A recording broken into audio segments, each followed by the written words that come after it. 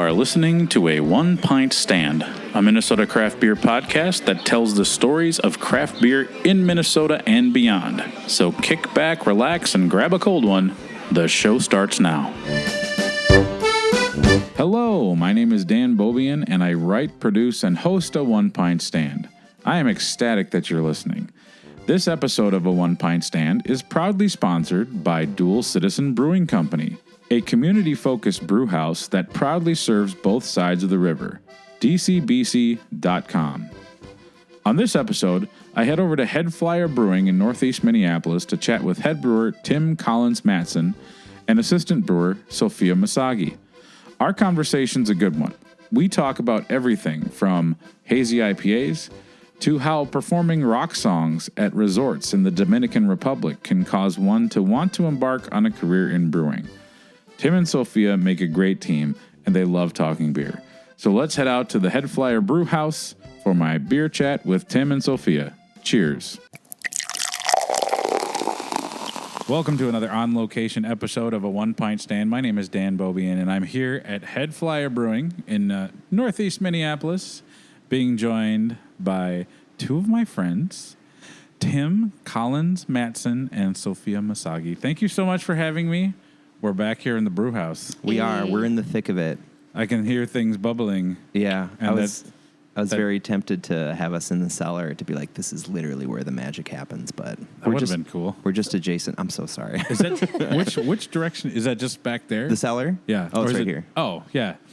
Yep. That'd be fun. Maybe after the episode is done, we'll take the rolly chair and we'll do Indiana Jones between the tanks. That's beautiful. Now, this is not the first time I've done a podcast from HeadFlyer.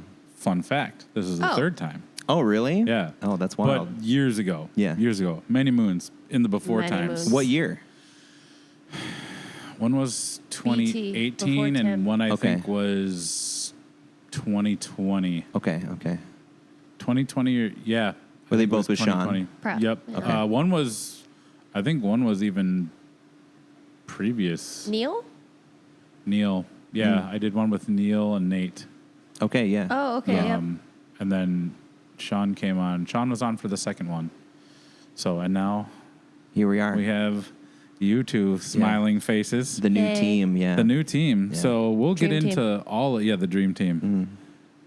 We need to chisel that into what is it, sandstone, limestone? Some sort of material. Very, yeah. very, the brew house is very Silence of the Lambs-esque. Kind of has a little. Yeah, a little bit. You're not yeah. Can be. And that's as scary as it gets. Nothing scary about this beer, though. I'm drinking the coffee lager. Yeah, nice. It might get a little scary when the caffeine kicks in, because I had a lot of coffee today, and then a teacher brought in some pumpkin spice latte cold brew. Oh, I was boy. like, oh, boy. into the veins. Give me that. So before we get into the controversial beer topics that I have lined up for you, why don't we do some introductions? We'll start with, what is your favorite HeadFlyer beer? And then we'll talk about what's your favorite place to drink a beer at a bar. And then, or I should just say, what's your favorite bar to drink beer? And then what's your favorite beer from another brewery that you like to have in your fridge? So we can start with you, Tim. Those are great questions. So just like, my name is Tim Collins Mattson. I'm the head brewer here at HeadFlyer. I've been here since the beginning of July, so fairly recent. I think we're just through month 4 here. I'm a really big fan of, like, it's not very often that I go out and, like, experience certain places. I'm more of a homebody. Sure. Like, now that when I'm getting with this older age, mid-30s, I'm like, oh, I could go out and, like, experience things, or I could just stay at home with my dog. I feel that. And my beautiful wife. Aww. And so... Congratulations, by the way. Thank you. That yeah. was fairly recent. It was September 21st. Nice. So we had a wonderful time. It was like, I didn't know I was going to have that much fun.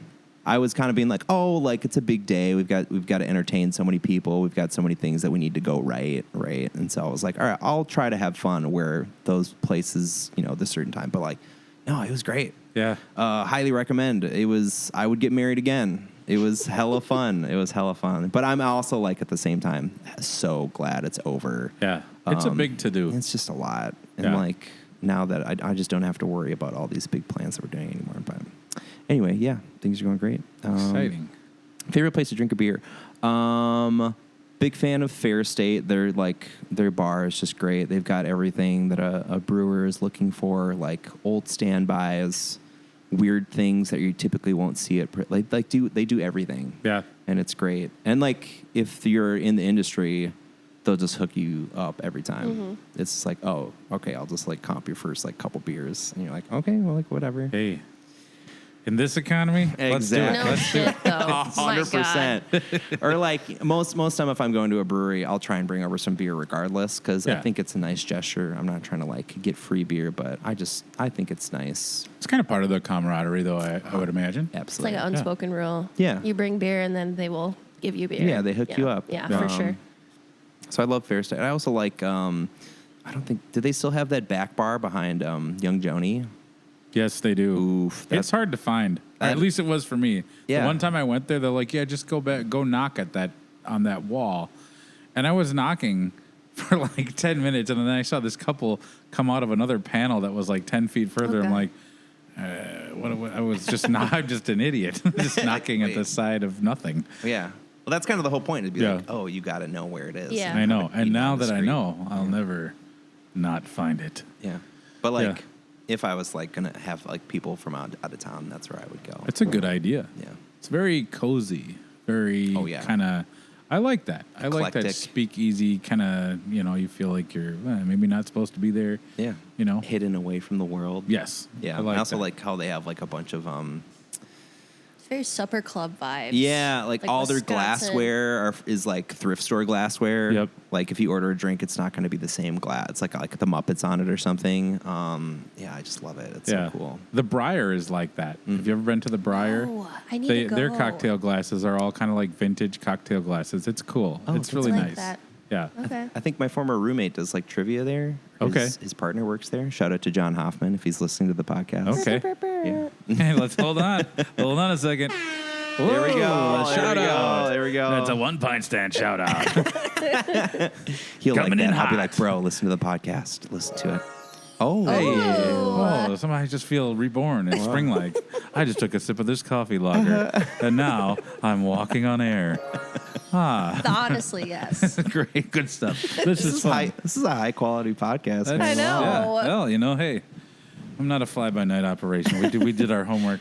I have not even taken the safety guard off because I don't want this to get scratched. That's a good call, honestly. That's smart. Yeah. And then, you could always resell it, too, and be like, mint condition. That's right. Last question. What beer from another brewery that you like to have in your fridge? I am back on my Summit EPA kick. I was 2013. Classic. It's all I could get. There was like this bar in Stadium Village called The Hole, and I think they would do like $3.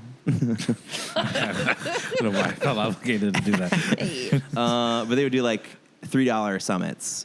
And for trivia and karaoke, that's all. I would just be like Summit EPA over and over again. And then I was like, and then I got into like craft beer things. So I was just like, what's new and what's hip? And now I'm back. Just like, it's just so good. It's so reliably tasty. Yeah. It's like, it's got to be one of the best beers in the state, hands down. It's so consistent. Yeah. Yeah. Yep. And it's like a great malt flavor, great hop flavor. Yep. Oh, it's so good. Anyway, that's me. Cool. Sophia, welcome to the gauntlet of introduction questions. Throw down. Okay, favorite HeadFlyer beer. I've liked all the beers that we've come out with. I've like we did alt beer, California Love, West Coast. That's in the tank misses. Right now. Yeah. No misses, dude. Got a German Pils in the tank. Yeah. Probably as of like recently, the Scaldin. I've been drinking that. It's just like super easy drinking, refreshing. Is that the golden? Yeah, the golden lager. The golden lager. I had that when for the fall festival. When I was here. They had that. Oh, did you have a good time? I did. Great. I had a good time. I had several beers and the pumpkin one. The pumpkin. with the pumpkin spice latte order. Vanilla bean. It was good. Yeah. I love all things pumpkin. I know that it's I love that. in 2024, that's a controversial thing to say. Yeah. because a lot of people don't like it, but I do. Yeah, I like it is controversial. You can put yourself in a certain box. I'm a seasonal person, so I'll roll with it. Yeah? I'll do like 1 or 2. Yeah. I'll do like 1 or 2 per hour. Where do you like to go grab a beer? That's a great question. I don't really go to bars. I go to breweries. Okay. Arbiter is like my go-to. Shout out to Aaron. Yep. Shout out to Yes. Gino, Kate, Garth. Best Josh. German pills in the nation. Bingo, bango, Man. bongo. Yeah. Yeah, and it's just such a nice vibe there. You can just like hang out. Yeah. And they treat industry people really great too, so that Yeah. always helps. Their whole staff is really nice. Oh, yeah. I've always Every had, one of 'em. you know, it's fun to go there and just go by yourself on like a Saturday afternoon and just sit at the bar. Yeah. And then you will see other industry people, Yep. you know, meander on in, and then all of a sudden you're having a great conversation that was completely unexpected. Yep. I love that. I know. I do. Yeah, and also all their beers, Yeah. Yeah. no misses. I would say a brewer's brewery. 100%. very much so. Yeah, where you're like, 100%. all right, off What, the clock. Yeah. Tim, what do you mean by what do you mean when you say a brewer's brewery? I mean, like when you're in this industry, it's very like, you know, I wouldn't say that I'm like I'm very particular of the places I want to go because I want to have certain beers that I know that are going to be of high quality. Yep. And I don't want to be disappointed. And so what I mean by like a brewer's brewery, I know that if I go to Arbiter, they're going to have a great selection and it's all going to be phenomenal. Mm-hmm. That's what I mean. Yeah.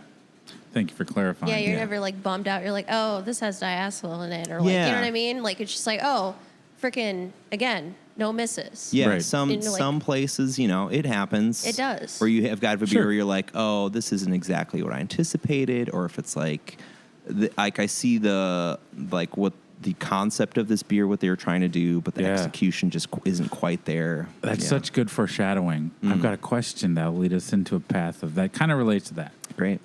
Yeah, Beautiful. that's good stuff. Favorite beer from another brewery. I kind of just switch it up. I don't really have a go-to. I brought in a beer yesterday. It was Elm Creek and Drecker. It was a New Zealand. It was a dry hop New Zealand Pilsner. It was delicious. I Would love agree. shit like that. Yeah. It was a solid as a rock. Yeah. I would buy Okay. that beer and drink it. Yeah, Okay. same here. Yeah, so that's, I mean, other than I just have so many like friends that work at breweries that like will switch. They'll give me a 4-pack of something. I'll be like, okay, cool. Then Yeah. it's like I feel like a dragon on top of like a gold pile because I just have a bunch of I just have a bunch of goodies in my fridge. It's That's quite awesome. nice. Yeah. So Tim, we've kind of gotten to know each other in passing over the years, but talk to me about your journey into beer. How did it start? So I've got this story that I've told at like every interview about like how I got back into beer, or how I got into beer in general. So I was a performer for a long time. I performed at Valley Fair during the summers. I was planning on being like a music teacher. Oh, okay. Yeah. So my major was Bachelor of Arts in Music Education to be a choral teacher, like a choir. Yeah. And then I got to working with children during college, and I was like, oh, I don't want to do this. Abort mission. Correct. They're psychotic. Yeah.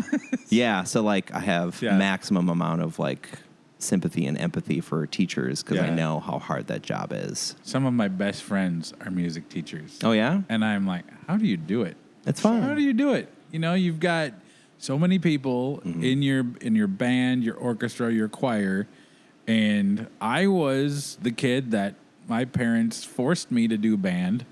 So I held a trombone for 2 years. I sucked at it. It was horrible. The whole experience was horrible. And I was just in 7th grade, me holding an instrument for 45 minutes trying to like follow the group. I feel so bad for Mr. Klein, my band teacher at Francis M. Grass Middle School. I'm sure you're great. But it's like, yeah. Also, that's what middle school band is all about. You know I what know. I mean? Like, Yeah. you're not going to sound great. No. Yeah, it was. I played the clarinet and I was like, am I following? My sister played the clarinet. When she practiced, it sounded like somebody was strangling a goose, mutilating waterfowl. It was bad news. It was bad news. I always think it was like Squidward. Yeah. Is mayonnaise an instrument? So, all right. So I'll go even longer than my story usually is. Like here's what happened. I had a wonderful choral experience in high school. I went to Totino Grace, was in show choir. I was like, oh, I think I'm good at this. And then I went to Eau Claire, and they had a phenomenal choral program. And I was like, oh, this is what I want to do with my life. But it was like all top tier singers. Everyone was super passionate about like choral music. And so it was like, oh, this is going to translate into my career. And that was not the case. Of course, you're going to go into a program that's really small. Kids don't want to be in choir. You got to do all this other stuff. And so, eventually, like at the end of my college career, I changed my major to just like Bachelor of Arts in Music. And then I started performing right out of college. I was in this like a cappella group. I did a cappella in college. And then my friend Joe, he ended up making a group that was in the Dominican Republic. And so it was basically, it was like this like 1 hour rock variety show of just like a cappella rock, like Journey, Styx, the Beatles, just a 1 hour variety show. And then we would perform in the Dominican Republic for 5 months at different resorts. It's basically like the Punta Cana, or it's called Punta Cana. It's like the Cancun of the Dominican Republic. Yeah. Yep. So just like on the beach, an hour this way and an hour this way walking is like... Dan, you got to give us a heads up. That's fine. I'm ready. Now we're doing candid shots. Tim, you're always ready. I'm ready. This is my good side. But yeah, we lived in the Dominican. We basically lived in the town, around the town. Oh, that's so cool. So like if you're in Punta Cana, you're either the tourist or you're working for the tourist. And so we were working for the tourist. I was performing...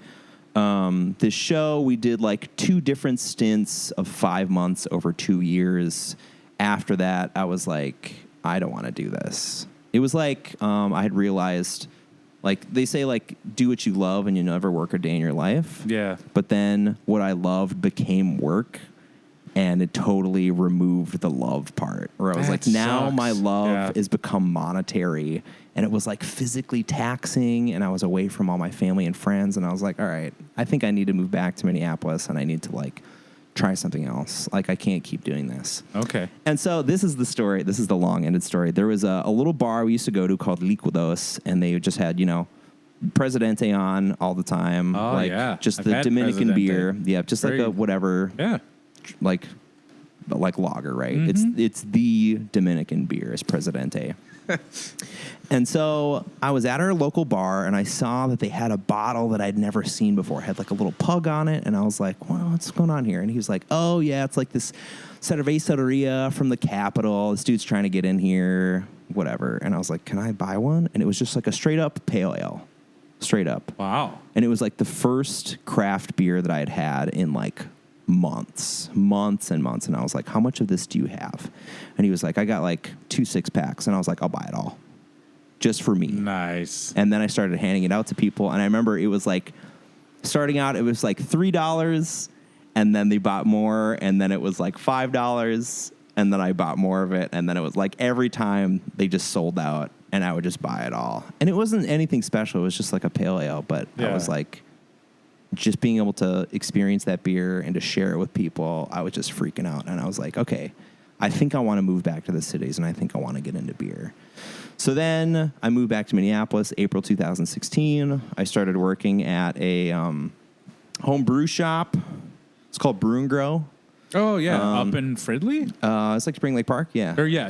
Okay. Yep. So it was like one of the 3 home brew shops not owned by like whatever. It wasn't Northern Brewer, and it wasn't like the other one. I can't remember. Micro Brew? No, not Micro. The one over in St. Louis Park. Yeah. Okay. So like we were like, that's where I got my first homebrew kit. Oh, really? Yeah, at Brewing. That's great. Yeah. What year? Oh, this was probably 2004. Okay. Oh, okay. Yeah. Like, and that's it great. Didn't go well because I'm an idiot. No, we brewed this kit, and then we got it all done, all bottled and everything, and then we're like cleaning up, and we're like, what are these pellets? Do you suppose for?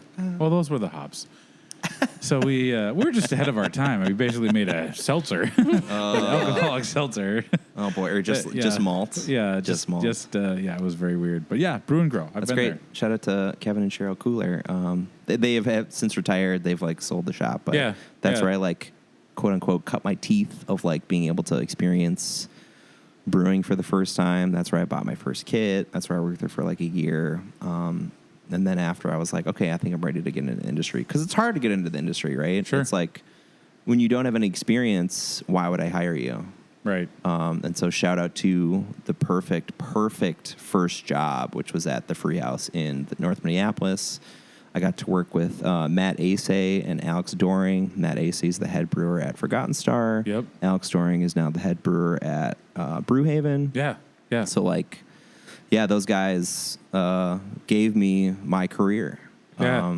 And they could have hired somebody else, but I got that job. Free House is incredibly underrated, in my opinion. Would agree. They've won quite a few awards, and I don't know why more people don't talk about them when they're talking about places to go in that sector. You know, everybody talks about Fair State, like everybody Town talks Hall. about Insight Town Hall. Yep. Like, why don't people mention Free House?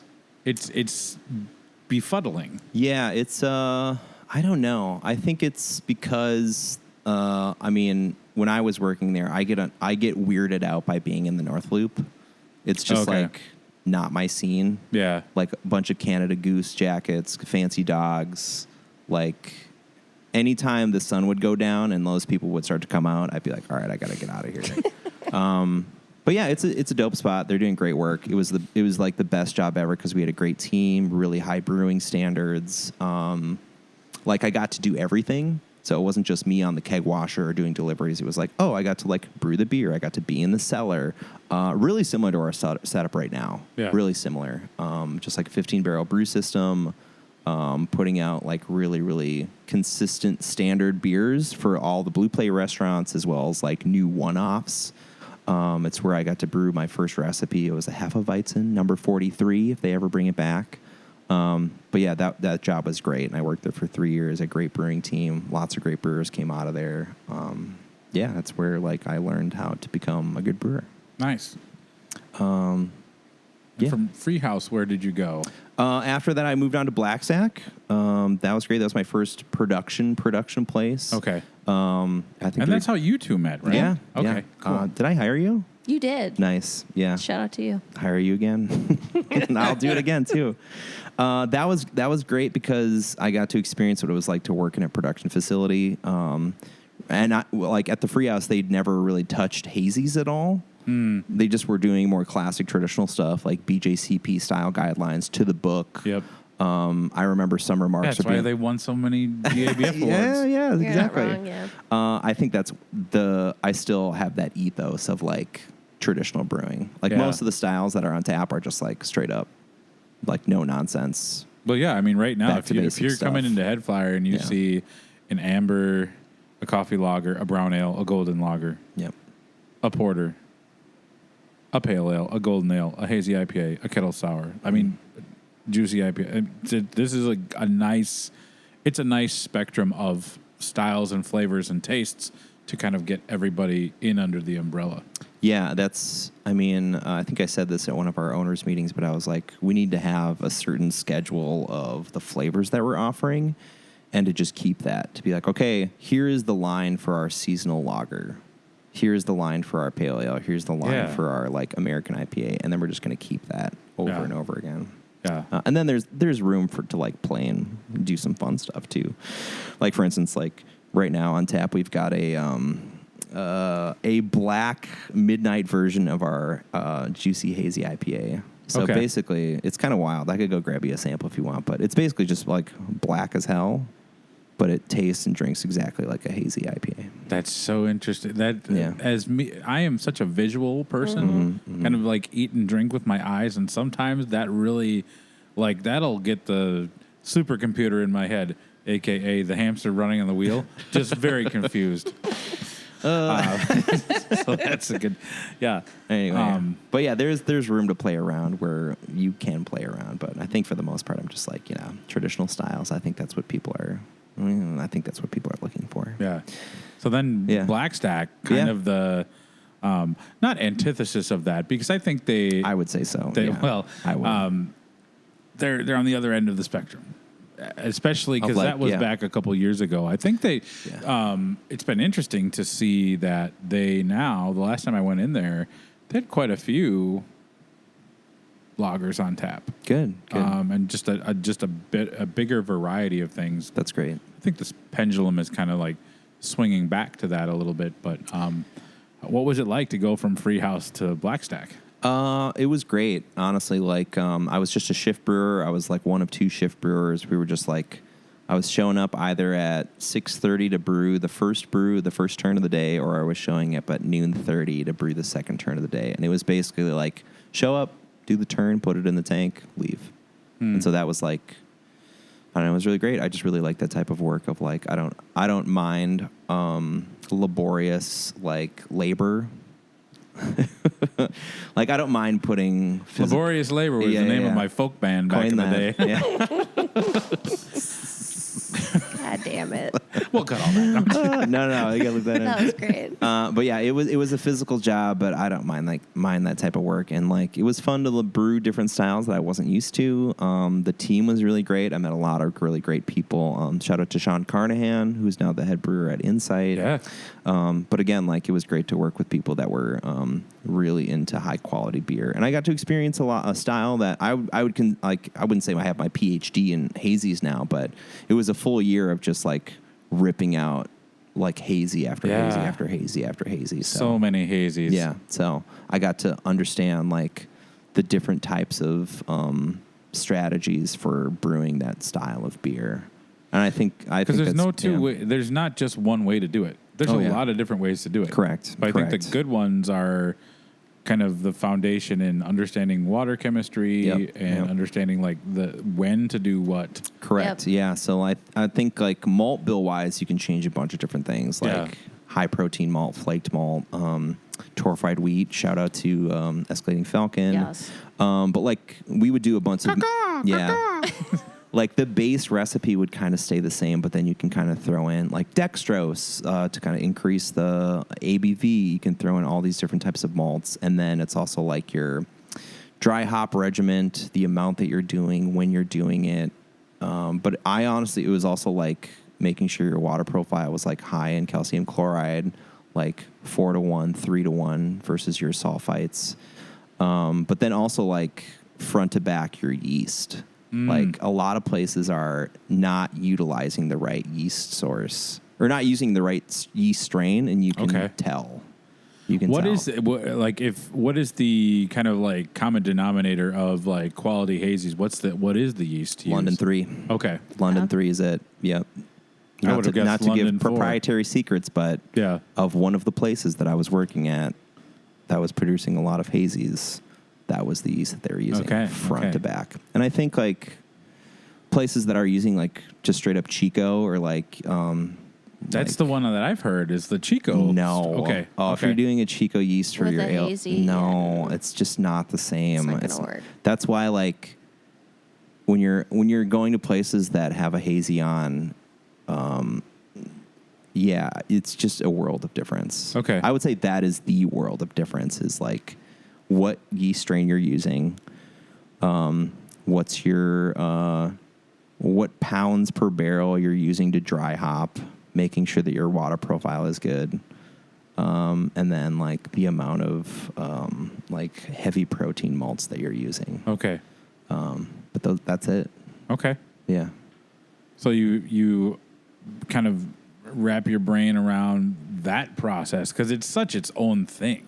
Yeah. The hazy IPA, whereas like if you understand how to brew lagers, that translates to so many different styles, and you kind of like understand the playbook for that. Hazy IPAs, you're not. Well, there's very little, like when you do the Venn diagram between a hazy IPA and another style, there's very little stuff in the middle. It's just so much its own monster. Yeah, and especially if you're thinking about like the history of brewing a Pilsner is like hundreds of years old, right? Oh, yeah. And we're talking about, now we're on the other end of the spectrum to try and get this beer to look this hazy Right. And I just remember like 2018, 2019, everybody being like, how do you make this beer? How do you do it? Right? There's no like book about it. Well, and then So there then you was gotta like some people were talking about, we just dump flour. Flour, Like, what? yes. No, you're not making bread. You're yes. making beer. Yes. Yeah. I think there are brands that are out there on the shelf that absolutely use flour still. Isn't that wild? I could name drop them, but I won't. I'll do it off mic. But yeah, like big brands are like, this is how we're gonna do it, and I think that's so. Yeah, you can. Well, it's expensive though, right? Yeah. I mean, you're gonna use. You talk about pounds per barrel. Yeah, it's the like the hops hops are- arms race, and it's like that's not cheap. Yeah. No. Yeah. Anyway, it's like after working at Black Sack, like I do appreciate like our number one volume driver is our juicy. It was all a Dream Hazy IPA. Yeah. And it's for a reason. It's really solid. People like it. They have this, like the hop flavors that people are looking for. It's super drinkable. And I don't think that beer style is going away. No. But like now that I've been there, when I was there for a year, I was like, oh my gosh, if I never drink another hazy IPA in my whole life, I will have. Or it's also like after a shift, I was like, oh, do I want this double dry hopped single IPA or do I want this triple dry hop triple IPA? Like, which one of these hazy IPAs do I want to drink after my shift? And I was like, oh, I'm just going to move over to Fugazi. Yeah. Yeah, just like I do like variety. That's why like I'm trying to brew a bunch of different things that like showcases all the different flavors of what we can do hop wise, yeast wise, malt wise, etc. But at the end of the day, I'm usually drinking like a beer. Yeah. Yeah. After Black Sack, I got the opportunity to like help open up a brew pub in St. Paul. Yeah. It was called A-Side Public House. It was like a renovated firehouse from like. Really cool. Yeah, it is hella cool. It's still open. Yep. There was like a 5-barrel brew house, 4 10-barrel fermenters. I was the only brewer on staff, so we had like 8 tap lines. I got to just like brew whatever I wanted. We had a house lager, we had a house IPA. I just kind of got to fill out the, tap list based off of not only the things that I wanted to brew, but also things that would translate to like a menu, a food menu. The food is very good. I would say burgers are so good. Well above average. Would agree. Yeah. Yeah, I haven't been back there in a while. Actually, I've heard that we have a HeadFlyer beer. We've got a tap at Hayside Public House. Oh, nice. Okay. So we still have. I want to go in there and be like, I used to brew here. There used to be a brewery back here. But it was like after a year and a half, it was determined that we just weren't moving through enough volume to justify both a brewery and a brew pub. It was just easier on paper to be like, oh, we're just going to buy beer and put that on tap. Yeah. And so it was December of 2021, 2022, that position was terminated. And then I ended up switching gears a little bit. One of my former coworkers at the Free House, Jeff Millison, he started working at O'Shaughnessy. It's the like Irish distillery next to Surly. Mm-hmm. And so he was like, we've got a couple different positions open if you're interested in getting into distilling. So I was like, sure, that sounds great. Oh, fun. So yeah, I got to do that for about a year. Okay. Yeah, it was great. Like so much easier than brewing. So much easier. Because basically you're just like, there's no hops. Right. You just throwing malt into a mash tun, trying to extract. You're throwing a bunch of enzymes into the mash tun to get as much extraction as possible, cooling it down, pitching in your yeast, fermenting it. Ferments for about like 48 hours, sending it over to the stills, collecting the alcohol, proofing the alcohol down, putting it in a barrel. Yeah. And that's it. Yeah. So you don't have to worry about temperature control. You don't have to worry about oxygen. You don't have to worry about hops at all. There are just so many things that you don't have to worry about with regards to like the distilling process that you do have to worry about for beer. Like we didn't do CIPs on our tanks. Well, you wouldn't almost really ever. Because it's also Almost hot, ever. right? Because it just kind of like sanitizes. Yeah, it's like 8-9% stillage that you're making, but like it just wasn't that necessary. Like it would be for beer because you're just basically going to extract the alcohol from it. Like the distilling process, you're just sending whatever sour mash you have over to the stills, and the stills are just going to collect the alcohol and leave everything else behind. Yeah, I just last summer I went to Louisville and did several distillery tours, and it was fascinating because I didn't know anything about it. Yeah. I like bourbon, but I don't know how it's made. Yeah. And some of those tours are super hands-on. Like at Angel's Envy, we got to taste like a little thing of the corn mash. Sure. And it was like, it tasted like somebody poured some sour beer into corn malt meal. And I'm like, that is an interesting flavor. Yeah. And it was just really interesting. But yeah, it just like totally different than the brewing process. 100%. Well, it's also the longevity part was wild to me. Like a beer, right? Let's say if we brew a beer today, it'll be ready in about 3 weeks, right? 3-ish weeks. So then you can be like, oh, okay, we can change this with the recipe, reduce this, increase this, blah, blah, blah. Yeah. That doesn't work for a distillery. You're literally waiting for 4 years. Right. You're like, all right, hurry up and put this in the barrel and then see what happens in 4 years. Yeah. I had one of our lead distillers describe it as like, imagine you're like becoming a master distiller, right? And they say like the best whiskeys happen around like year 8 or 10, right? Like when it's really at its maximum. And then you're like, oh, I want to change up this recipe. Yeah. And then you go to another 8 or 10 years. You're already like halfway through your career. Right. So when you're talking about chasing this like perfect, like your magnum opus, right? You're talking about you maybe have a couple opportunities to do that in your lifetime. Well, with a beer, you're like, oh, I'll just rip out another one in 3 weeks. Yeah. So the longevity is just wild. That is pretty crazy.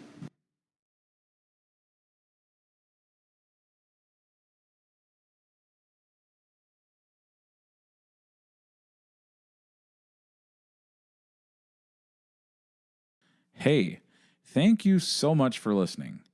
Hopefully you're enjoying a One Pint Stand. My aim is to help spread the word about craft beer. Enjoying craft beer is a passion of mine, and I love chatting about it with other people. A One Pint Stand has a goal of helping breweries tell their stories.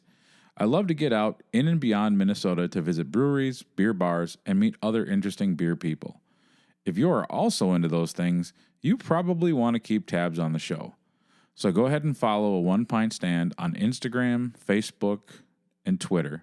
I also recently started a TikTok account because I was tired of Charles calling me a boomer for not having one.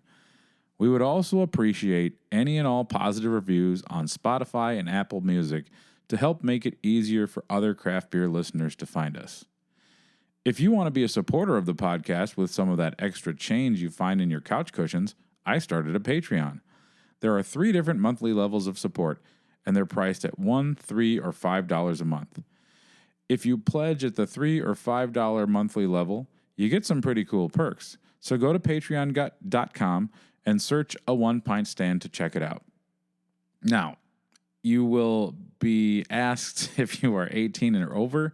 That's simply because it's a craft beer podcast. There's nothing weird or strange or lascivious going on. I'm also proud to say that we are up to 11 Patreon supporters, and I'm just really excited about what that means for the show. If you like reading about craft beer, check out my written work on onepintstand.com. I love to write, and that's where you can find a lot of my written content that covers both the local beer happenings and my craft beer travels. I truly appreciate you listening and taking time to enjoy our stories. Now, before we head back to the show, let's talk about this episode's sponsor, Dual Citizen Brewing Company. Pouring from their Midway taproom for nearly 7 years, Dual Citizen serves an award-winning array of lagers and ales. In addition to great beer, the taproom plays host to events and happenings for everyone, like their upcoming Midway Holiday Emporium, a festive celebration of creativity and craftsmanship on Sunday, December 1st, noon to 5 p.m. Discover unique, handmade items crafted by local artists, makers, and crafters. You're bound to find something for everyone on your holiday list. Come for the cheer, stay for the beer. Learn more at dcbc.com. And now, back to the show. How about a beer? And now you're at HeadFlyer. Here we are, yeah. And the band is back together. That's right. It is. That's exciting. So, Sophia, what was the draw of this place? Basically Tim, not Yeah. gonna lie. Yeah. Nice. Nice. Yeah, I kind of was trying to figure out what I was going to do next. And I just wanted to chat, like, you know, because I loved him as a friend. And so, like, we met up and we were chatting. And at Arbiter. Yeah, at Arbiter. And I was like, oh, how's your position? And then he's like, oh, I'm actually looking for assistant brewer. And I was like, cool. Tell me more. And then that's kind of how it led to it. Yeah. So this was like, late July, I want to say. Yep. Mm-hmm. Yeah, that's cool. Talk to me about like the synergy between you two, because I know that, you know, depending on the size of a brewery, there's like a head brewer, maybe there's a lead brewer, shift brewers, and then sometimes it's just the head brewer, and sometimes in a brewery, if they've got a head brewer and an assistant brewer, what is that relationship like from the brew house standpoint? I guess I'll talk about it. So, like, I consider this specific position here at HeadFlyer to be like a 2-person job. And, like, Sophia and I just have different responsibilities, but we both have the same passion for beer and the same responsibility for making sure that everything that's coming out of the tank is, like, up to our personal standards. So, like, although my responsibility is to kind of, like, formulate the production schedule, you know, ordering ingredients, making sure that everything is, like production-wise moving forward, like, we're the same team, right? Like, we still have the same responsibilities of, like, okay, we both need to brew this beer, hitting our specs. We both need to make sure that, you know, our DO is low. We both need to make sure that all these things. So, like, for me, I consider it more of like, like if we remove the roles of head brewer and like brewer, we're doing the same thing. Yeah. And like, I really rely on Sophia about a lot of things that, like, I guess I would be in my own head about. Like, at A side, I was always just like, okay, well, I'm going to make this decision and I can't talk about it with anybody. I just have to, like, all right, here's what I would do on paper. It makes sense. But I didn't have anybody to be like, does this look good? Yeah. I just have to be like, okay, I guess I'll do this and hope it turns out. But now, like, the reason I wanted Sophia is because she's so experienced. She's really passionate. She works really hard. And so every decision that I'm responsible for, I can be like, okay, what do you think about this? And vice versa. Like, anytime that, like, Escalating Falcon, this hazy IPA that we're doing together, it's always just, like, conversational. Yeah. Being like, okay, like, here's what we want to do. How do we make it work? And I'm not, like, putting decisions. I'm not just being like, here, do this, do this, do this. It's always conversational. It's be like, okay, well, here's what I think. What do you think? Yeah. And then we can kind of, like, have a little bit more back and forth. Yeah. Now that Escalating Falcon releases on November 16th, 2 to 6. They're University of Minnesota Raptor Center. They're going to be here. They're bringing an owl and a falcon. Nice. I'm very excited. That'll be good. Yeah. I'll be there. That's a good segue because, you know, you said you started in July, Tim, He started early July. Early I July. think early August, Early late July August. for me, yeah. So kind of a whole changeover of the brew house. Yep. When that happens, and it happens a lot, there's a lot of, like, moving around in the craft beer world because there's only so many head brewer jobs. Right. And so, like, when one person moves, that creates an opening and there's, like, a domino effect. Yeah. What I want to talk about is I feel like sometimes that can cause some consternation among the regulars. And this HeadFlyer is such a good spot for craft beer. I know that this is, like, one of the upper echelon places to come in and have a great craft beer experience. Everybody has their favorite styles and favorite beers. What are the challenges when you're kind of taking over the reins from a former kind of like brew team? I'm assuming that you probably both want to kind of put your own stamp on the beers, but also this is an established brand. There are beers that people expect to be a certain way. Talk to me about that transition and what has that meant for what people can expect out of the HeadFlyer products? That's a great question. I mean, I think every head brewer that's going into a transition would answer this question differently. So I kind of see it as the analogy was like, all right, the bus is already moving, right? It's not like you're starting from scratch and you're trying to create a brand. Like, HeadFlyer has been around for 7 years. And so you're trying to like, maintain the brands that they currently have and assessing the future of what, kind of like what you said about like putting your own spin on it. So, it was basically like trying to surmise the brand, understanding what our big volume drivers are, and then also recognizing places where we can, increase efficiencies, increase our yields, making sure that things are flowing in a way that is natural and easy for everyone. I basically, my first month, I had a meeting with our ownership about like, okay, here's my plan for the future. Here are the brands that I'd like to continue. My plan was to have I really want to see us have a house IPA and a house lager, period. Not only because it allows for people to come in and be like, oh, we have a beer, right? That's what I'm going to get every time. Yeah. And that's essentially what the Skalden is going to be. We might brand it as something else in the future, but that's what that beer is. I'm going to come in, I'm going to get like a lager. This is what it's going to be on all the time. Yeah. And then also the antithesis to our number one volume driver, which is the Juicy IPA, would be like an American IPA. And essentially that's what California Love is going to be. Okay. So we just finished up our first batch. We ran through it in like 2 seconds. So clearly there's a demand for it. And so I think that's the plan, to have it be our house IPA moving forward, with the end, like the juxtaposition of having a house hazy and a house like American IPA. That's what I saw like kind of missing from our tap list, with these really like set it and forget it beers that I think people want, and that it also allows for us to be like, okay, brew a 30-barrel batch of it as opposed to a 15-barrel batch. To be like, people are going to move through it. We can have it on tap. As soon as that beer runs low, we can brew that same batch again, as opposed to like moving on to like a different seasonal batch of beer or whatever. So yeah. You also have the luxury of a pilot system. We do, Not every brewery has that. I was talking to Morgan Smith at Spiral Brewery down in Hastings, and they just have like one brew house. There's no smaller little pilot system where you can experiment.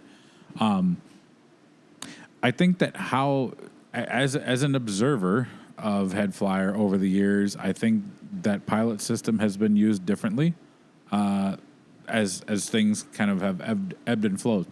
What I want to hear from the both of you is, how do you view the pilot system, and what do you think it should do? Like, what is its purpose? It's just a great way to... It's like experimental, like beers that a 15-barrel probably wouldn't go too fast through. We're like, okay, let's do it on a pilot. So like, Krister from Ironheart was like, what about a Sati? And I was like, oh, it's a great idea. So just like more niche styles we can make on there. Is that the one with the spruce tips? Mm-hmm. Okay. Or it's like juniper. Okay. Branches, one of the two. It's all Scandinavian business. But throw in a pound of Lefse, you got yourself a beer. Oh my God. Christ. We should make a Lefse beer. Let's do that. Pilot system, there we go. That's what I'm saying. So yeah, that's been fun. Like we did a fest beer, the Munich. And then, we're doing a New Zealand Pilsner in a couple weeks. So just kind of like fun little creative things. And then eventually, if we're a real big fan of it, then we'll bump up the recipe for a 15. Sure. Yeah. But it's just kind of, it's like cooking in the kitchen, like kind of like fun. You get to kind of play around with it. Yeah. Because it's just a 1 barrel. Mm-hmm. You know what I mean? Like if you screw up, quote unquote, like it's going to be fine. Yeah. That's 1 barrel is what? That's 31 gallons. Yeah, 2 kegs. Literally, yeah. You can blow through that in an afternoon. Right. With the right crowd. Yeah. And we did with the fest beer at the Flyer Fest. Yeah, that was just 2 kegs. And it just flew right through Gone in a weekend. Yeah. Yep. See, that's great, though. Yeah. Yeah. And then, so you get feedback, and it's like, okay, we could maybe keep this in the hopper for next year. Right. Yeah, you're kind of seeing, like, proof of concept in real time. Yeah. So something that we did for like specifically the It Was All a Nightmare beer, it was like, I was actually chatting about this beer with Sean Carnahan like years ago, and I was like, let's do it. So all we did was, while we're knocking out from like this regular beer that we would do all the time, we basically just racked off a barrel into the pilot system. And then it was like, okay, now we're also going to dry hop it differently too. So we did, instead of like Citra and Eldorado for the regular juicy, we're like, oh, let's do a bunch of Idaho 7. And not only does the beer taste different, like just wildly different, the like color of it is so weird and fun, but I don't know if it would translate to like doing like a bigger production batch. Well, yeah. And the last thing you want to do is like be sitting on multiple, like too many kegs to sell. We've all been there. God. We've all been there being like, oh, we're going to brew this beer. It's going to be great. And then you put it on tap and maybe like it's got some buzz in the first like couple weeks and then it just sits forever. Yeah. I remember when I was at the Free House, we had brewed like a 15 barrel batch of the like Goza, right? Won a silver medal at GABF, one of the best Gozas in the nation. Just sat and sat and sat and sat until it's like, okay, well, I guess we'll get rid of the rest of it. Come on down to Free House for a Goza risotto. You're like, oh, yeah, you're trying to do everything to just move, like 2 for 1, like 3 for 1, 8 for 1. We'll just pay you to come and drink it. We need to get this shit out of here. But like, yeah, it's a perfect example of like, you don't really know. You're trying to do your best to understand what the market wants and what your tap room drinkers are interested in, but you don't really get to experience it until it's already on tap and they move through it. And so the pilot system kind of allows for like, all right, we've got 2 kegs. If we move through it fast, great. If it's super slow, we know we can just move on from it. Yeah. Well, and to complicate matters further, now you have the craft beer market.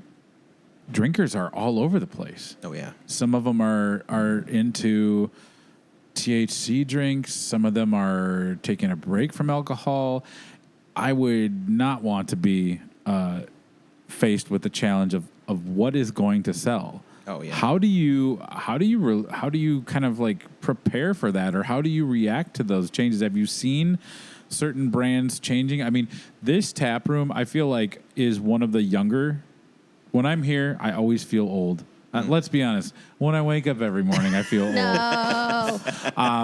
Because the first words out of my mouth are 7 of the words you can't say on the radio because my knees are basically making popcorn. But, when I come in here, I see a lot of youngsters, hip young kids who are, U of M students. It's helpful the fact that we're very close to It's a very younger campus. crowd. And so I imagine that it's I wouldn't know how to predict what they'd want to drink. Right. I mean, if you could, you would be a millionaire. I know. Yeah. Straight up. I think that's what so many, like trying to find analytics and like trying to like support like the liquid coming out of your place, having it be received by someone who wants to enjoy it. Or the opposite and be like, oh, we're going to put out this product that we think people will like, and have it be like, oh, just kidding, we don't like this. I think I just saw like Guinness moving a bunch of their assets, like in creating a new non-alcoholic brewery. So they're like 100%. We see that this is going to be a need in the future. We're going to put all of our assets into that. And who knows, right? I think that there's a market there 100%. I think like the younger generation is looking away from like high ABV or any alcohol at all and just like want a beverage that they can enjoy. And so I think that they're making the right move there, but it very well not be, right? It might be like, oh, we just lost. Yeah, and what's going to happen in a couple of years when the thing like a new changes trend. 180 degrees. It's so confusing. And I'm 45. I can't wrap my brain around why somebody wouldn't want to come into a brewery and have like 3 or 4 beers. Yeah. Like but younger people don't. That's not how they're programmed. Yeah. Which is and that's great. I'm not saying one is better than the other. Yeah. I'm just saying like as a craft beer industry, we need to figure this out so that we can have longevity. And it's hurting people because it's, there are breweries around the state who have a model that's based on like the data that they have, but that's such a moving target. They keep changing the goalposts, and I feel, like Revelation, their brews are tremendous. Yeah, but the model that they have just isn't working anymore. Right. And how do you change that when you're kind of like, you're already committed and married to a certain way of doing your business? It's not like you can, all right, we're going to switch it up. You know, that costs money, and it's challenging and it's scary. Yeah. It's scary for me. Yeah. And I just like drinking the stuff and talking about it. I can't Yeah. imagine what it's like for you all. Do you, does HeadFlyer have what beverages other than beer are available in the tap room right now? So we have a THC brand called Everyday. They're currently at 8. I think it's 16-ounce cans. We've got 3 different flavors: blackberry lime, Pineapple Express, which is like pineapple and tangerine, and then Maui Wowie, which is kind of like a tropical fruit punch. Okay. It's available on tap here. I think we're one of the only places around town that has their THC beverage on tap. Okay. Nice. But you can also get it in 16-ounce cans at your local liquor store. Okay. But like, yeah, that's been a big volume driver for us is that product. We're brewing it pretty regularly. I would say it's like, I'm pulling it out of my butt here. I don't know, like 10% of our volume. Okay. Maybe less, maybe more. Significant. Yeah, definitely significant. 100%. And I think we're currently in the same conversation of being like, all right, well, is 8 milligrams good? Are we trying to like increase our milligram dosage? Are we trying to decrease our milligram dosage? Are we trying to increase our like sugar content? Are we trying to decrease our sugar content? We're trying to see in real time, like, again, the bus is already moving. Yeah. What are we trying to produce that people are going to buy? And then we're also trying to look at like our margins, right? Like, well, if we do increase our fruit amount, do we have to increase our like case amount, right? Like, so it's tough. Yeah. So we talked about, some of the beers that you want to have on at all times. Now that we're out of the days of 85-degree October afternoons, it will theoretically get cool. What are some of the beers for winter that people should look forward to at HeadFlyer? Yeah, one of them being Escalating Falcon. That's right. Just keep plugging it. Plug it away. I know. I'm really trying. It's a hazy IPA with Falconer's Flight hops, and then like double dry hopped. Mm-hmm. So we just dry hopped it second today. Yeah. Nice. It's smelling real good. Oh yeah. Consistency is there as well. So yeah, I'm excited. So we have that to look forward to. What else, Tim? So I'm a big seasonal drinker. I mean, think like right now the alt beer and the brown ale for the fall was like absolutely, and hopefully those beers last like throughout November. Yeah. Things that I'm looking forward to would be like I think we're planning on doing like maybe a dark Czech lager. Oh yes, I've noticed a couple places making that beer. I know, and I'm like, are you reading my definitely mind? having Paddle a moment brewed now. one. Udapils brewed one. Yep. I had the Udapils one. It was phenomenal. Yeah, is that the Lunar Rising? Is that what it was? I think so. Oh, it was so good. Yeah. I was like jealous. I was like, I want to drink this beer all day, but I also want to make it. Yeah. I think Bent Paddle did one, but like to me that is like the antithesis of what I'm looking for is like a seasonal, flavorful, drinkable lager. Yeah. That's all I want. And so like that's what I see in the wintertime. Be like, oh yeah, I'm gonna.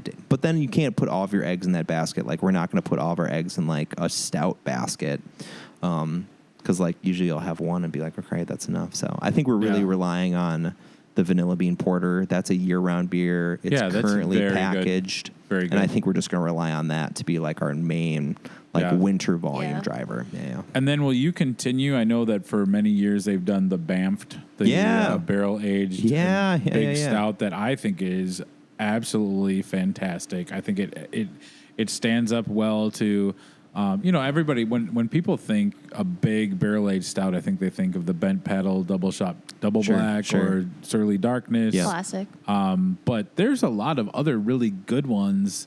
That I'm like, hey, Insight, they're having their anniversary. Gravity Well. They do Gravity Well. Yeah. Banffed is really good. And I know that they've done a lot of different variations of that over the year. And that's always a quality one that I look forward to from a seasonal standpoint. Sure, yeah. What a time to talk about this. Yeah, no kidding. So, like, we literally just racked out of the barrels, 2 days ago? Yeah. Yep, so we're going to have 3 different versions this year. I think we're doing Heaven Hill barrels. Oh, yes. Really high quality stuff. It's good stuff. The ABV is a little bit lower, so I hope it's a little bit more approachable for people who are like, oh, I want to have maybe more than one. So it's 8.4. But we're just going to have like a solo beer, just to have it stand out on its legs.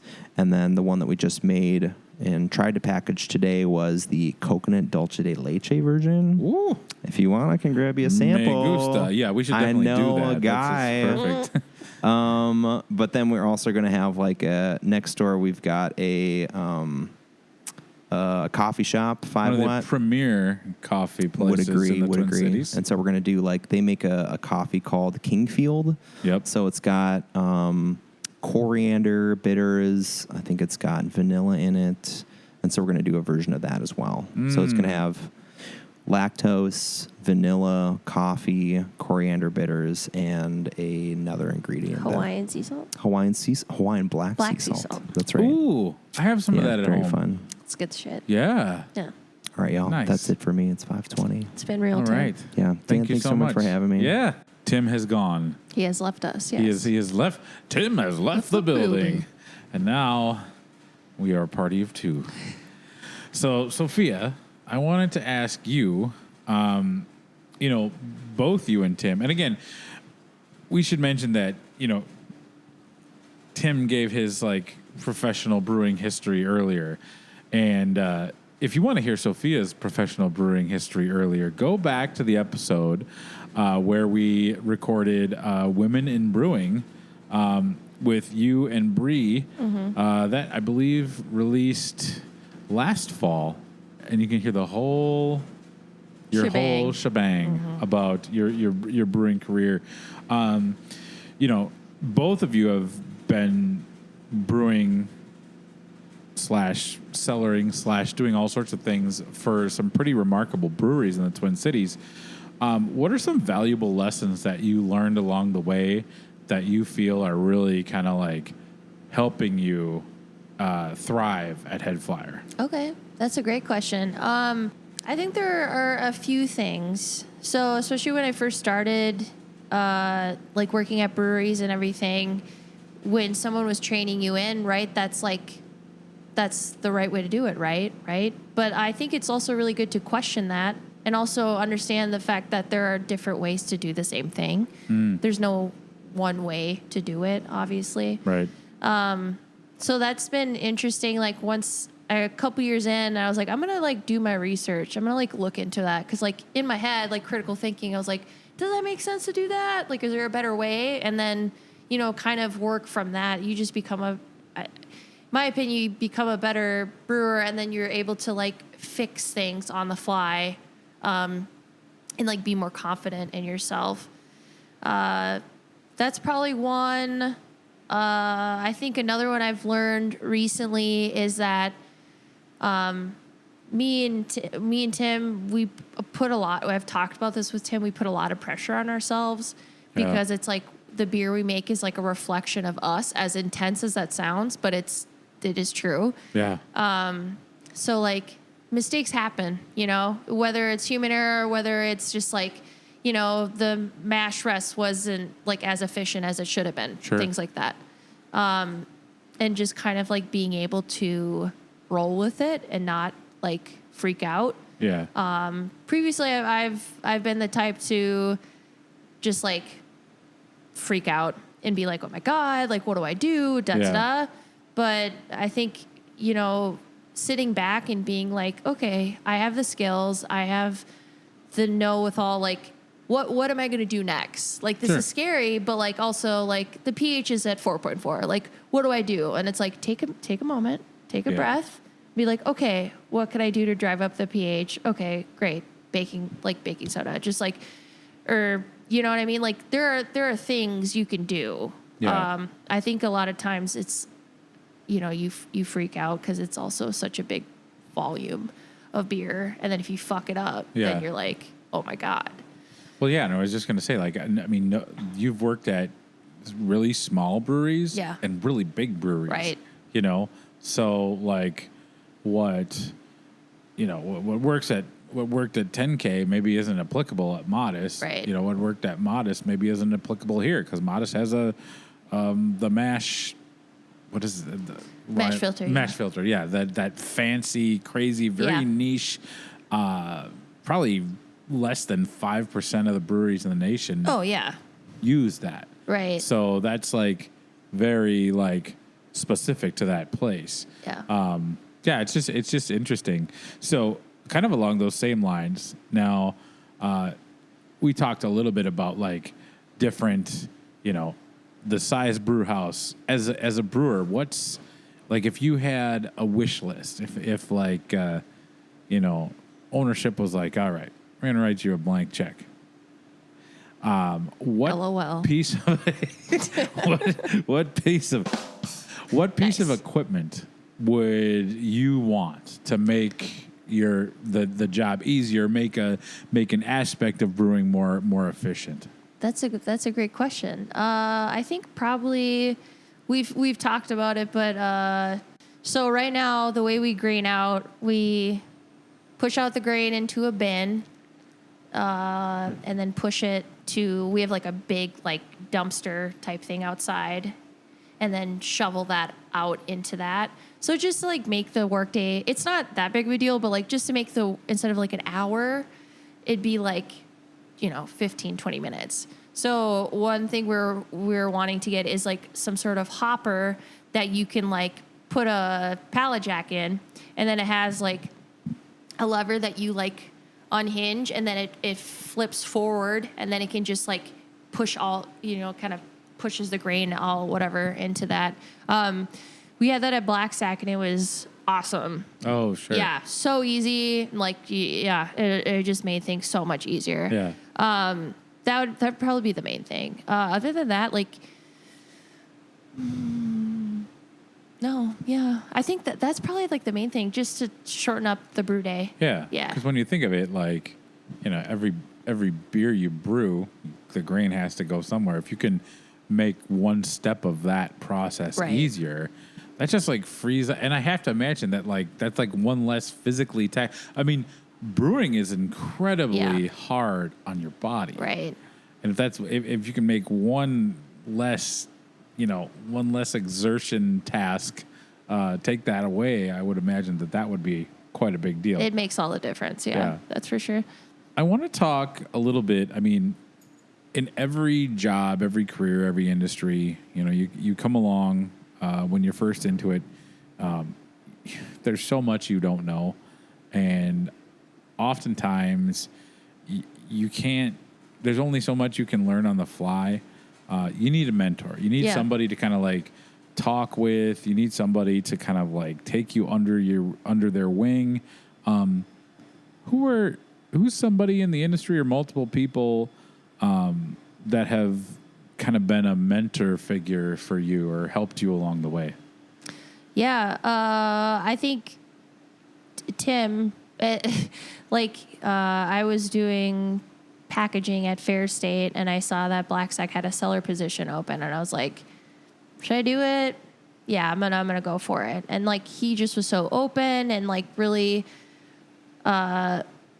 like the fact that it was so eager and like wanting to learn, and like he gave me that chance. Like, they interviewed a few other people too, and so I was like really grateful for that. And he's very knowledgeable as well. So that was probably like my first mentor, and it's kind of, then it was like a few years we didn't work together, but now we're back in it. And just like he was saying before, like, we talk things out, like what would make the most sense for certain situations, or like especially when it comes to like cold side tasks, like should a 5th day or the 4th day for dry hop? What's the amount?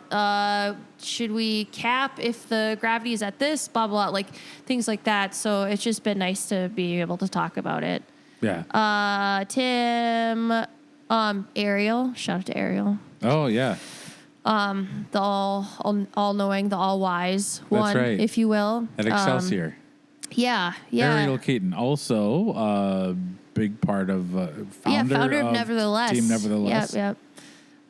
So yeah, we started working together at Prize, and like, she knows her shit. Yeah. And like, it was good to just. I had a shitty trainer there, not naming names, but not gonna do it. I want to though, because that guy's a piece of shit. But anyway. Listen here, you. I want to tell you, I never put that in. It's just, yeah. Well, we won't name names because we want to keep it positive. We're going to keep it positive. That's what we do. Yeah, Ariel is incredibly smart and just seems to, it speaks a lot about a person's character and kind of like just aura as a whole when, you bring up someone's name and everyone's just like good things to say. There's so many good things to say. One of the good ones. That's for damn sure. Yeah, and like we really hit it off when we were working at Prize together, and then I left, and then 10K was like a big feat. Are you pouring yourself another glass? Just a little bit. So we got this. This is the caramel dulce. How did he describe it? It's like a dulce, like dulce tres leches. Yeah. Oh yeah, dulce de leche. The caramel. The coconut. It's quite delicious. I was happy to hear that they dialed back the ABV a little bit. Yeah, it makes it more approachable, in my opinion. I think that's a big thing. I mean, it's not sessionable unless you're Andre the Giant, but true that. You could have a couple of these and be no worse for the wear. Right. As long as you ate a piece of pizza. So I think, mentors are. I'm always curious. Also, I think it's nice to give like a shout out to people. I don't know who listens. I think everyone listens. Ariel might listen to the podcast, and I think she'd probably appreciate hearing kind words. And obviously, Tim, it's fun to see you and Tim together because I can see that synergy and that just kind of like openness to like you have a lot in common. He mentioned you're both very passionate, and I think from what I know of you, I don't know Tim as well, but you are very much a proponent of let's have a variety of classic styles. Yeah. Every now and again, yeah, let's take a flyer on something, or let's bring something. Let's brew a historical style of beer that maybe not many people know about. But switch it up. You are very much a fan of like well-made lagers, and I know that, and I'm excited. We're going to Arbeiter after this to have some good beers. Yes. Talk to me about Escalating Falcon. So it's really exciting because two things. The collaboration with University of Minnesota Raptor Center. And then also, you don't really see beers that put like Falconer's Flight hops at like the center of it. So I'm really excited to like showcase that blend of hops. And then kind of I have like an interesting malt bill. Not your typical, like, let's just fucking drown it with, like, high protein and blah, blah, blah. It's, like, pretty well balanced and uses things that I don't think people would normally use, like, in a hazy. But it's looking real good. I think it's going to come out to be, like, 7.3. Okay, yeah. 7.4%. That's nice. Yeah, so I'm excited. This Escalating Falcon was a dumb term me, my sister, and my friend used to use. Like, because... we have a term people refer to, my last name is Missaghi, the Missaghi cackle, if you will, when we laugh. You know what I mean? I think I've maybe heard that before. Maybe once or twice, yeah. You never know. And so we'd always like one up and it just escalate, right? So that's what we started calling it. We were like teenagers. We were nutty. But then as I got older, the last few years I've been really getting into birding. I used to really like that when I was a kid. So I've been getting into that a lot, and Tim was, when I first started, gave me his like year plan. He's like, I want to do more like local collaborations, like have it be more like community focused and things like that. And I was like, hold that thought. I was like, I know it's too soon, like I just started, but let me tell you this. I was like, could we do like a collab with like University of Minnesota Raptor Center? Like they're doing really cool things and they've been around forever. And he's like, yeah, email them. And I did. And they're like, oh my God, like our 50th anniversary is coming up. And like, he's like, I was literally just thinking about sending off things to breweries or like other companies and being like, oh, do you want to do a collaboration? He's like, this was perfect, like perfect timing. I love that. I know. I do too. And so I was like, this is going to be really great. So they're going to come here November 16th. Some of their board members are going to be here. So it's just a great way to like show the spotlight on them and the work that they do. And they've for 50 years, that's amazing. Yeah. And so just a way to highlight the work that they do, and then also like, for donations and things like that. I'm really excited though, because first recipe that I've done here. I'm really excited. I'm excited too. Yeah, it'll be good. So again, that is Saturday, November 16th, from 2 to 6. Yep. That's when the event is going to be, and then it'll be the beer will be on tap. Yeah, and we'll have a bunch of other good stuff too. Yeah. So it's going to be great. I'm really excited. That's good. Yeah. Well, we're going to wrap this up because we have places to go and beers to drink. This is true. But I want to thank you for having me. And, Tim, it was great. He had to get going. But it was great to sit down and chat with both you and Tim about the new exciting brew team here at HeadFlyer in Northeast Minneapolis. So this has been another on-location episode of a One Pint Stand from HeadFlyer Brewing. Cheers. Tim and I have been acquaintances for quite a while, but this episode was the first time we really sat down to talk beer together.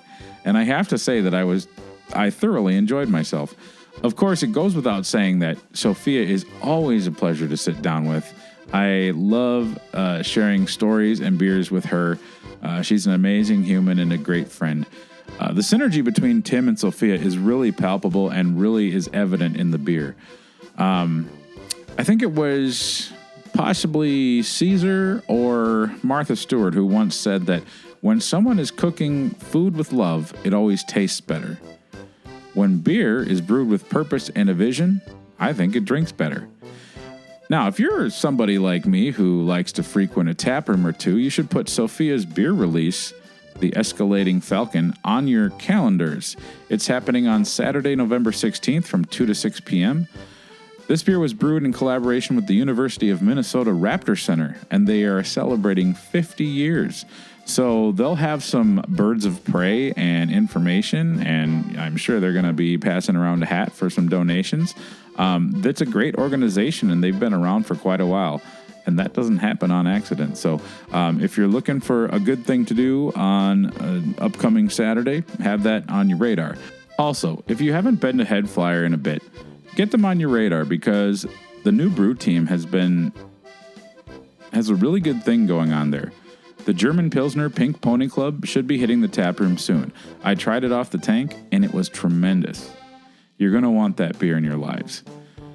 I want to give a special thank you to Chuck Dorsey, Daniel Fisher, Todd Fitzloff, Cable Lefto, Brent Newman, Bree Smith, and Sarah Crivalento for being keg stander level supporters of the One Pint Stand Patreon.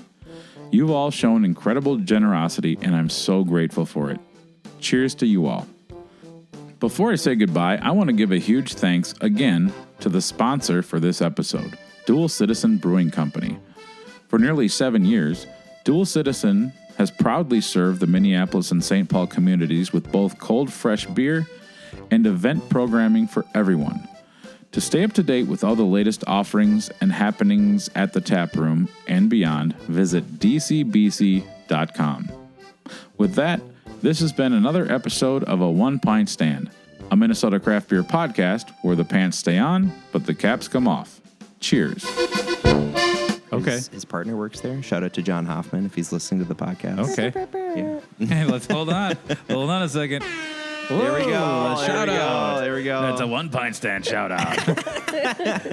He'll Coming like in that. hot. I'll be like, bro, listen to the podcast. Listen to it. Oh. Hey. Oh, somebody just feel reborn and spring-like. I just took a sip of this coffee lager, and now I'm walking on air. Honestly.